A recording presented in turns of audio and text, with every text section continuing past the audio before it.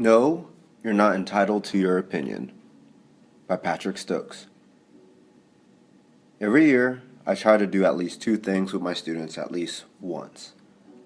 First, I make a point of addressing them as philosophers.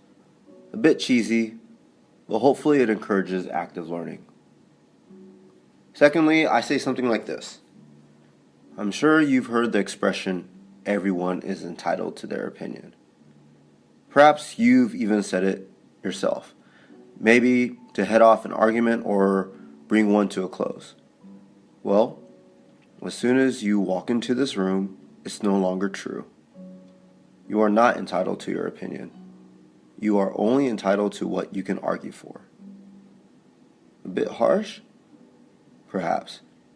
But philosophy teachers owe it to our students to teach them how to construct and defend an argument, and to recognize when a belief has become indefensible.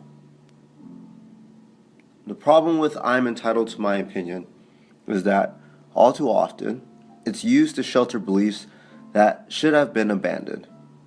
It becomes shorthand for I can say or think whatever I like, and by extension, continuing to argue is somehow disrespectful. And this attitude feeds, I suggest, into the false equivalence between experts and non-experts that is an increasingly pernicious feature of our public discourse. Firstly, what's an opinion? Plato distinguished between opinion or common belief and certain knowledge, and that's still a workable distinction today. Unlike 1 plus 1 equals 2, or there are no square circles, an opinion has a degree of subjectivity and uncertainty to it. But opinion ranges from tastes or preferences, through views about questions that concern most people, such as prudence or politics, to views grounded in technical expertise, such as legal or scientific opinions. You can't really argue about the first kind of opinion. I'd be silly to insist that you're wrong to think strawberry ice cream is better than chocolate. The problem is that sometimes we implicitly seem to take opinions of the second and even the third sort to be an unarguable in the way questions of taste are. Perhaps that's one reason, no doubt there are others, why enthusiastic amateurs think they're entitled to disagree with climate scientists and immunologists and have their views respected. Meryl Dorey is a leader of the Australian Vaccination Network, which, despite the name, is vehemently anti-vaccine. Ms. Dorey has no medical qualifications, but argues that if Bob Brown is allowed to comment on nuclear power despite not being a scientist, she should be allowed to comment on vaccines. But no one assumes Dr. Brown is an authority on the physics of nuclear fission. His job is to comment on the policy responses to the science, not the science itself. So what does it mean to be entitled to an opinion? If everyone's entitled to their opinion, just means no one has the right to stop people thinking and saying whatever they want, then the statement is true, but fairly trivial.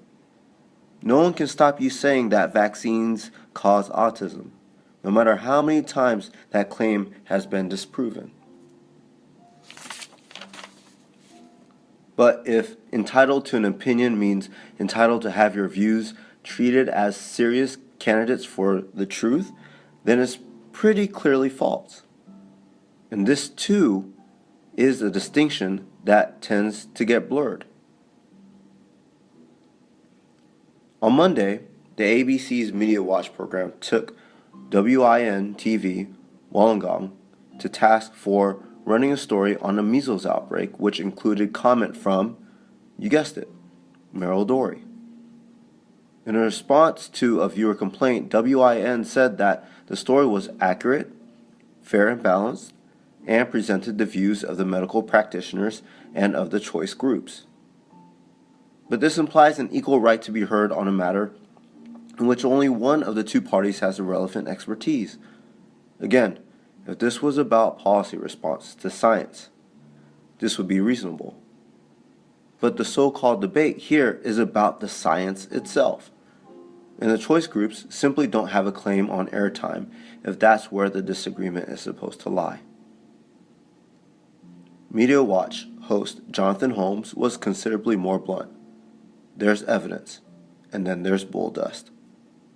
And it's no part of a reporter's job to give bull dust equal time with serious expertise. The response from anti-vaccination voices was predictable. On the Media Watch site, Ms. Dory accused the ABC of openly calling for censorship of a scientific debate. This response confuses not having your views taken seriously with not being allowed to hold or express those views at all. Or, to borrow a phrase from Andrew Brown, it confuses losing an argument with losing the right to argue. Again, two senses of entitlement to an opinion are being conflated here. So next time you hear someone declare they're entitled to their opinion, ask them why they think that.